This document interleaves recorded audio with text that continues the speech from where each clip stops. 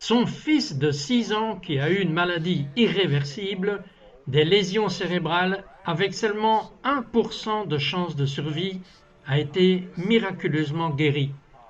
La suite de cette édition sur It's Supernatural. Bonjour, c'est Trott, votre reporter d'enquête. Mon invité est Ella Brunt. Elle est juste une femme au foyer normale et elle va sur un voilier. Et tout d'un coup, c'est le drame, la tragédie. Son fils de 6 ans tombe par-dessus bord. Que s'est-il passé, Ella? Le bateau lui-même a-t-il chaviré? Nous étions sortis et une rafale de vent a attrapé le bateau et c'était du côté de Cody que le bateau s'est renversé. Mon neveu était en train de monter la quille et la grande voile était levée, de sorte que nous avons été séparés et il a saisi ma fille Brittany et me l'a donnée. Mais alors que le bateau chavirait, Cody était dedans. Je pensais juste qu'il allait nager, mais il ne l'a pas fait. Il est resté en quelque sorte dans le bateau et pendant qu'il saisissait les cordes, il y avait des cordes supplémentaires et en fait, il a été attaché au bateau. Sous l'eau, sous l'eau. C'est horrible. Est-ce que votre neveu a essayé de l'avoir? Mon neveu a immédiatement commencé à plonger pour le retrouver car nous savions qu'il savait nager, mais il n'est jamais revenu. Et donc, je tenais ma fille. Quel âge avait-elle? Elle avait 8 ans. Et donc, après un moment, il n'était pas revenu. J'ai dit, Brittany, nous devons prier parce que Cody a des problèmes. Et donc, voilà, ça continue à plonger après lui. Mais vous êtes la mère, vous avez dû paniquer. Vous savez, il y a eu un moment précis où j'ai su que mon fils était blessé, que je ne pouvais pas l'atteindre, et il y a eu un choix que j'ai dû faire. Je devais soit autoriser les émotions qui étaient déjà juste en train de monter, et j'allais devenir totalement frénétique et émotionnellement bouleversé, comme n'importe quelle mère le ferait, ou je devais décider que ce n'était pas entre mes mains et que je devais faire confiance à Dieu parce que je ne pouvais pas le faire de mon propre chef. Comment êtes-vous devenu si spirituel? Je veux dire, c'est tellement émouvant, je peux imaginer que si c'était arrivé à mon enfant, ou si cela arrivait à votre enfant, cela a dû être presque un miracle, que vous aviez pu réaliser que votre seul espoir était Dieu à ce moment-là. Oui, c'est vrai, c'était définitivement un choix. Vous savez, je pouvais choisir de devenir émotif. Mais je savais que je devais dire « Ok, ce n'est pas de Dieu. Je sais que Dieu ne cause pas d'accidents et de tragédies. » Et je devais le savoir au plus profond de mon cœur. Et j'ai dit « Vous savez, c'est une attaque du diable. Et je ne permettrai pas au diable de me voler mon enfant. » Et c'était juste une décision consciente que j'ai prise. Je savais que j'avais réussi. Donc votre neveu s'en prend à votre fils Cody, votre enfant de 6 ans. Et que s'est-il passé? Et il travaillait, nous ne parlions pas, c'était comme si le temps s'était arrêté. Il y avait des jet skieurs sur le lac qui tournaient et il y avait beaucoup d'activités autour de nous. Mais dans mon petit monde, c'était tout ça qui se passait. Il le cherchait. Tout ce que je pouvais faire, c'était m'agripper à ma fille et ne pas la laisser partir, même si elle portait un gilet de sauvetage. Cody avait un gilet de sauvetage et j'ai dit « Brittany, nous devons juste prier et croire que Dieu nous aide. » Et donc, il s'est passé environ 5 minutes avant que quelqu'un soit même venu nous aider. Il y a eu un jet skieur qui est passé. Je lui ai dit « S'il vous plaît, emmenez ma fille au bord du quai pour lui apporter de l'aide. Mon fils est sous le bateau et nous ne pouvons pas le faire sortir. » Et donc, cela a pris du temps. C'était un total d'environ 10 minutes avant que nous ayons de l'aide. Et lorsqu'ils ont sorti Cody de l'eau, il était juste mou. Il était juste suspendu à l'épaule de mon neveu, bleu, juste comme un torchon mou. Est-ce qu'il respirait encore? Non, il y avait un policier qui n'était pas de service et qui est venu nous aider à le détacher des cordes. Et au moment où le gilet de sauvetage est tombé sur ses genoux, j'ai pensé, eh bien, c'est bizarre, qu'est-ce que c'est? Alors, un bateau est passé parce que le jet ski n'arrêtait pas de caler et il est rentré. Et donc, un bateau est passé et ils ont mis Cody sur le bateau. Et c'était juste miraculeux parce qu'il y avait un devant plat à l'endroit où ils ont pu simplement y étendre Cody. Et ils ont commencé la CPR. Il n'avait pas de pouls et il ne respirait plus. Ils ont administré la CPR et ils ont commencé à essayer de le faire respirer et le ramener au quai. Et c'était un don de Dieu en soi. Vous savez, cela faisait quelques minutes qu'il était indispensable de le ramener au quai. Mais 10 minutes sous l'eau, je ne suis pas médecin, mais je ne vois pas comment il aurait pu même vivre. Eh bien, il ne l'a pas fait, il est mort. Il s'est noyé. Comment le saviez-vous? Eh bien, parce que vous savez, il était mort dans l'eau, et alors que tout cela se passait, j'ai vu cette vision, ou ce que vous voulez, mais c'était Cody dans un cercueil, et nous faisions ses funérailles, et c'était juste tête, mon mari et moi, et Brittany, traversant la vie ensemble, parce que Cody était parti. Et j'ai juste dit, non diable, tu ne voleras pas mon fils. Mais médicalement, comment savez-vous que votre fils était mort? Médicalement, parce que les ambulanciers, lorsqu'ils l'ont amené au quai, ils avaient appelé le Life Flight, puis les ambulanciers au sol, en fait, sont venus de la NASA. Ils sont à Houston, à Clear Lake, et c'était le 2 juillet, c'était en été. Il faisait comme une quarantaine de degrés dehors. L'eau était chaude, ce n'était pas de l'eau froide, où vous auriez pu avoir de l'hypothermie, mais c'était de l'eau salée et il faisait chaud. Dans le naturel, il avait tous les signes naturels qu'il était mort. Un médecin vous a-t-il dit qu'il était mort? C'est ce qu'il y a sur les rapports médicaux.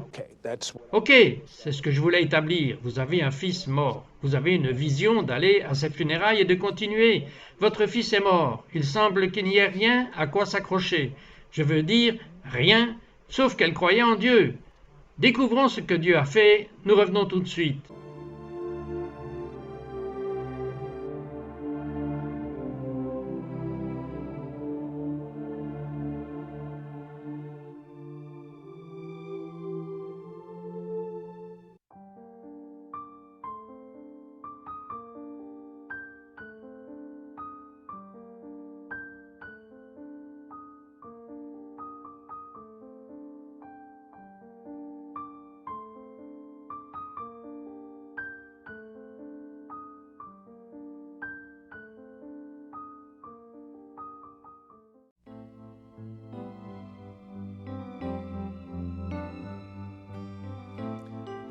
Bonjour, c'est Trott, votre reporter d'enquête ici avec Ella Brunt. Je veux dire, aimeriez-vous être dans une telle situation? Vous êtes sur un voilier avec votre fille et votre fils de 6 ans et il y a un décalage et le voilier est sur son côté. Votre fils est à la mer, il est coincé, piégé là-bas sous l'eau. Ils ne peuvent pas le trouver. Il plonge. 10 minutes plus tard, ils le retrouvent, il est mort. Ils tentent de le réanimer, ils prennent un hélicoptère, ils l'emmènent aux urgences d'un hôpital. Et que s'est-il passé ensuite?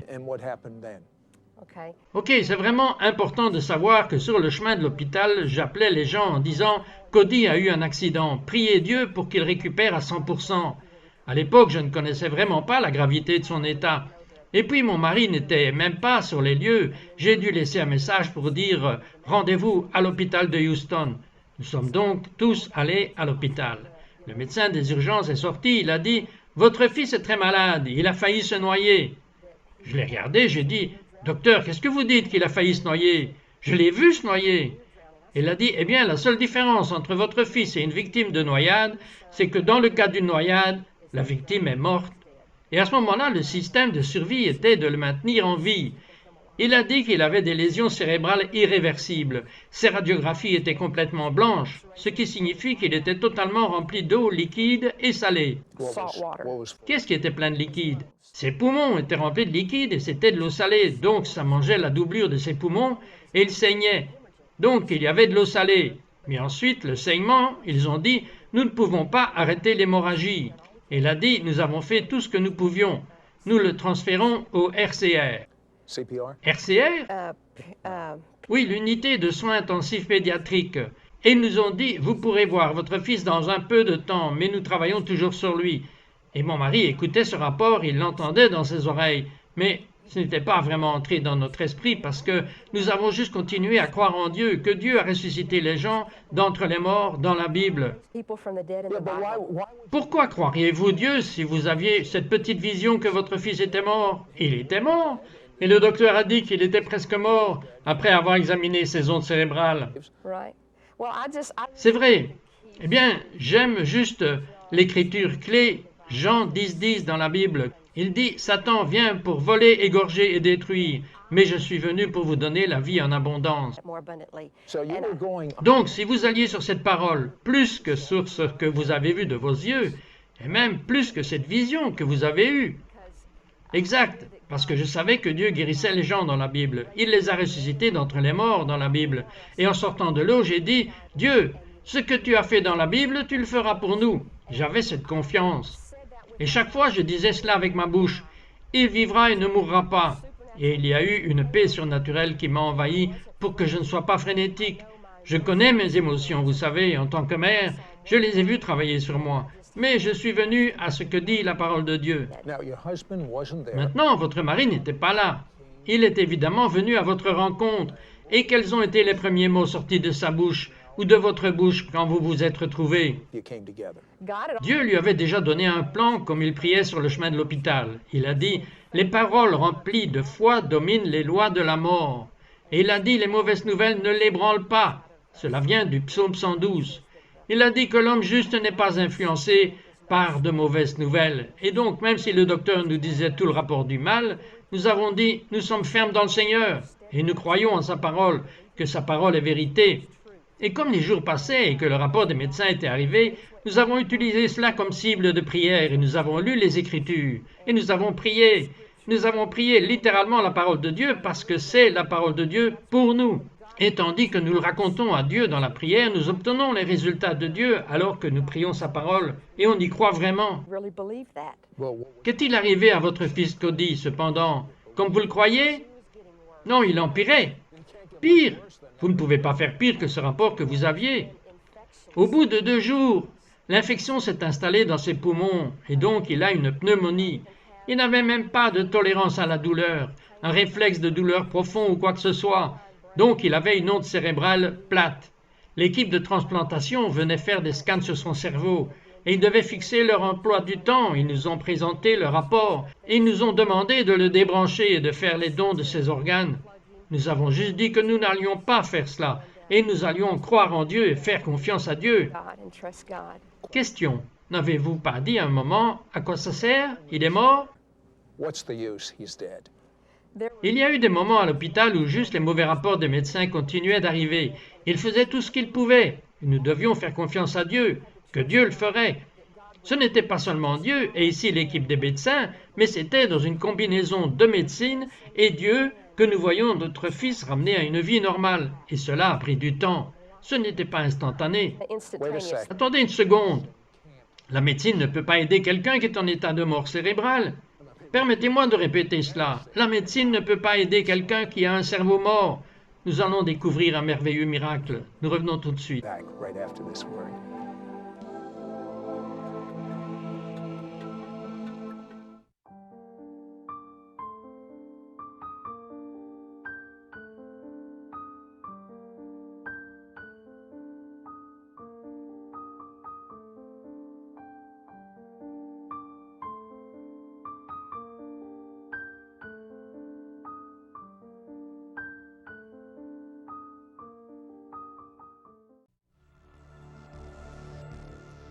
Bonjour, c'est Trott, votre journaliste d'investigation. Je suis ici avec Ella Brunt et c'est incroyable. Juste un accident de voilier. Le bateau bascule, le fils coule, 6 ans, 10 minutes sous l'eau, il a des lésions cérébrales irréversibles, mais sa maman, Ella, décide de choisir son camp. Elle ne choisit pas son camp avec cette horrible circonstance. Elle ne choisit même pas son camp avec cette vision qu'elle avait que son fils était mort. Elle prend parti pour la parole de Dieu. Ella et son mari avec ténacité contre des rapports horribles, mais son fils, plutôt que d'aller de mieux en mieux, va de pire en pire. Il semble qu'il n'y ait aucun espoir. La science médicale fait le mieux qu'elle peut, mais ils ne peuvent rien faire avec les irréversibles dommages cérébraux. Vous et votre mari tenez bon sur les promesses de la parole de Dieu, mais ça doit être dur, car il empire avec l'œil naturel. Oui, et les travailleurs sociaux viennent, et ils nous entendaient parler, et ils pensaient juste que nous étions dans le déni, et nous étions dans le déni que ces symptômes resteraient sur Cody, mais nous refusions leurs droits parce que Jésus a porté cela. Vous l'avez dit aux médecins? Oui, nous l'avons fait, et ils nous ont simplement écoutés, ils ont dit, bien, c'est gentil, vous savez, mais nous l'avons fait. Je répondais au téléphone, je disais, La mère de Cody, miracle en mouvement. Et tout ce qui est sorti de notre bouche était une chose positive. Ted avait un plan chaque fois que nous nous rencontrions. Il a dit, nous ne parlons que du résultat final souhaité. Et il sortira hors de cet hôpital à 100% restauré. Et nous ne permettrons à personne autour de lui qui ne soit pas d'accord avec nous. Et je sais que nous avions du personnel médical, et il l'entendait. Mais nous étions juste en train de croire Dieu, que Dieu voyait la confession de ses parents plutôt que la confession des médecins. Et nous avons fait diverses choses. Nous avions des gens qui priaient. Nous avons utilisé les symptômes, les rapports médicaux comme cible de prière. Nous disions spécifiquement que la pneumonie devait sortir de son corps. Cela ne pouvait pas rester. Ses taux sanguins devaient être normaux. Et tout type de rapport que nous recevions, nous les avons ciblés avec la parole de Dieu. Et la parole de Dieu prévaut. Maintenant, vous m'avez parlé d'une paire de chaussettes. Expliquez-nous cela. Une de mes amies, avec chaque enfant que j'ai eu, est venue à l'hôpital et a mis leurs premières chaussettes quand ils étaient tout juste nés. Alors, elle est venue à l'hôpital et elle a dit, « J'ai cette idée, elle-là. Vous savez, il y a des onctions qui traversent des torchons de prière et autres. Mais je pensais lui mettre une paire de chaussettes. Et nous mettrons ceci. L'ennemi est vaincu sur une et la victoire de Cody est complète sur l'autre. Et nous allons laisser le pasteur prêcher avec elle le dimanche matin pendant son message. Et cette onction qui coule avec la parole de Dieu sera là-dessus. Et alors, je viendrai et nous les mettrons à Cody. » Et c'était un témoignage. Le personnel médical venait voir cela, il disait « Mais qu'est-ce que c'est ?» Et puis je leur montrais comment cela se trouve dans la Bible. Vous savez, Paul avait des chiffons dans l'onction. La présence de Dieu sur Paul venait sur le tissu. Et vous parlez de la présence de Dieu sur votre pasteur qui est venu sur ses chaussettes. Mais les avez-vous réellement mis sur les pieds de Cody? Oui, nous l'avons fait. Avez-vous vu les résultats dans ses jambes?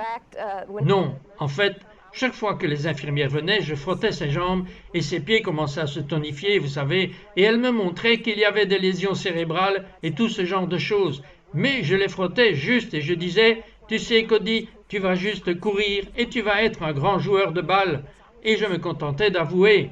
Je parlais à son corps, et donc j'étais juste en train de parler à son corps en disant « Ton corps est le temple du Saint-Esprit, nous t'avons dédié à Dieu et tu vivras et ne mourras pas. » Et nous avions mis des écritures sur les murs, et nous avons fait jouer le lecteur de cassette avec de la musique chrétienne, et nous avons juste fait entrer la parole de Dieu de toutes les manières auxquelles nous pouvions penser.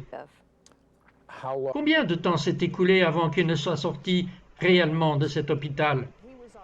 Il a été sous assistante respiratoire totale pendant 9 jours et demi, et il est resté là à l'hôpital 2 semaines après l'accident. Il ne pouvait pas manger, sa mobilité n'était pas normale, et donc ils avaient fait tout ce qu'ils pouvaient pour lui, là, à l'hôpital. Ils ont transféré à la rééducation dans un hôpital très réputé à Houston. Ils nous ont dit au départ qu'il serait là 6 à 8 mois. Il était sorti après 10 jours. Alors, j'allais avec lui à cette thérapie et je notais ce qu'il ne pouvait pas faire. Puis cette nuit-là, nous prions dessus et le lendemain, il pouvait faire la tâche qu'il ne pouvait pas faire la veille. Ok, cela fait maintenant 3 ans depuis cet événement. Décrivez-moi votre fils. Eh bien, il s'est qualifié pour un tournoi de tennis d'État l'été dernier. Il joue, c'est un joueur de baseball étoile, c'est un étudiant A. Donc, académiquement et physiquement, Dieu lui a littéralement mis un nouveau cerveau et lui a mis de nouveaux poumons et nous a rendu un fils restauré à 100%.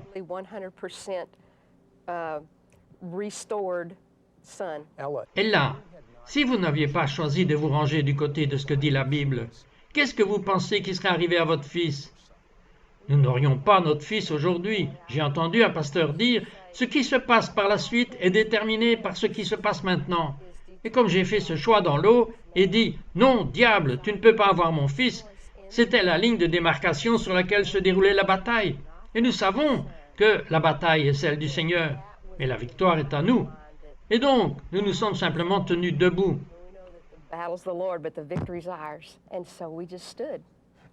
Maintenant, quand votre fils est mort pendant ces 10 minutes et qu'il était sous l'eau, a-t-il eu une sorte d'expérience avec le ciel ou avec Jésus? Il n'en parle pas beaucoup. Il est très renfermé sur ce sujet. Mais il nous a dit qu'il a vu cette lumière. Il a vu Jésus venir et Jésus lui a parlé. Il lui a dit quelques mots. Mais il a dit « Maman, je ne peux pas m'en souvenir. » Alors j'ai dit « C'est rien, mon fils, tu te souviendras de cela quand le moment sera venu. Whenever the time's right.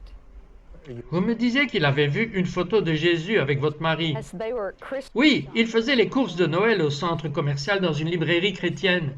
Ils ont vu une image sur le mur de Jésus. Et Cody le regarda et il demanda à son papa, il a dit, « Papa, est-ce une photo de Jésus ?» Et mon mari a dit, « Oui, Cody, c'est une photo de Jésus. » Et Cody l'a regardé et il a dit, « Bon, tu sais, il ne ressemble pas à ça. » Et il est juste parti. Vous savez, il nous montre des aperçus qu'il a été là-bas et qu'il a connu le paradis, parce qu'il n'était pas sur cette terre pendant plusieurs minutes. for several minutes. Ok, il y a beaucoup de nos téléspectateurs en ce moment qui traversent des situations mettant leur vie en danger. Quel conseil avez-vous pour eux? I would have Je dois dire que quelle que soit la situation où vous êtes, Dieu a la solution. Que Jésus vous aime, que Jésus est le même hier, aujourd'hui et pour toujours. Et si vous pouvez trouver des écritures qui correspondent à votre situation dans la Bible, il y a une écriture qui y correspond. Vous n'avez qu'à la chercher. C'est son trésor. Vous trouvez cette parole, vous vous tenez dessus et vous rappelez à Dieu ses promesses. Que la parole de Dieu est son livre de promesses pour nous. Et nous pouvons croire en Dieu, lui faire confiance.